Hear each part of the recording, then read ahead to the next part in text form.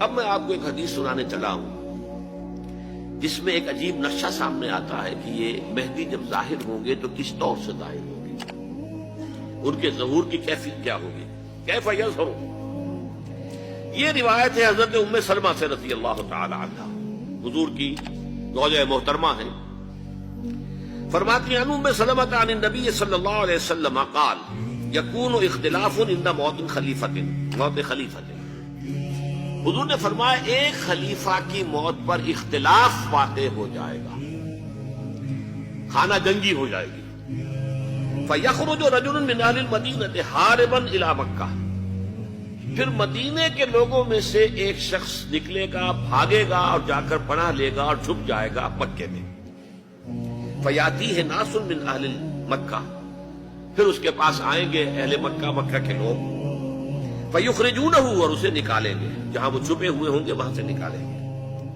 وَهُوَ كَارِهٌ، اور وہ بالکل اس کو پسند نہیں کر رہے ہوں گے، نہ وہ خواہش مند ہوں گے کہ ان کو ہاتھ پر بیعت کی جائے، نہ وہ یہ چاہیں گے کہ وہ میدان میں آئیں اور ان کو جو ہے اپنا لیڈر مانا جائے۔ وَهُوَ كَارِهٌ فَيُبَايِعُونَهُ بَيْنَ الرُّكْنِ وَالْمَقَامِ، لیکن لوگ جو ہے پھر اصرار کے ساتھ ان کے ہاتھ پر بیعت کریں گے رکن اور مقام کے درمیان۔ رکن وہ کونا ہے خانہ کعبہ کا جس میں حجر اسود لگا ہوا ہے، اور مقام ابراہیم جو ہے، ان دونوں کے مابین جو یہ علاقہ ہے یہاں پر وہ بیعت ہوگی۔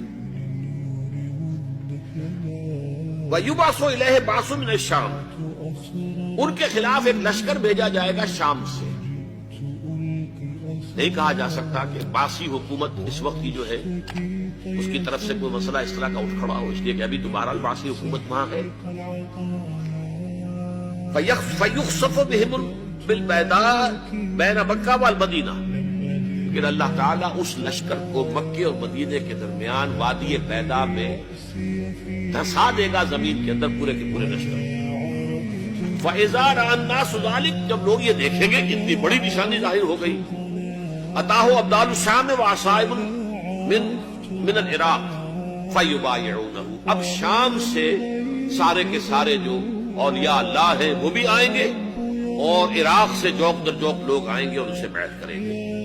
وَيَعْمَلُ فِي النَّاسِ بِسُنَّةِ نَبِيِّهِمْ، پھر وہ عمل کریں گے لوگوں کے مابین، حکومت کریں گے اپنے نبی کی سنت کے مطابق۔ وَيُلْقِي الْإِسْلَامُ بِجِرَانِهِ، اور اسلام اپنی گردن زمین پر ٹھکا دے گا۔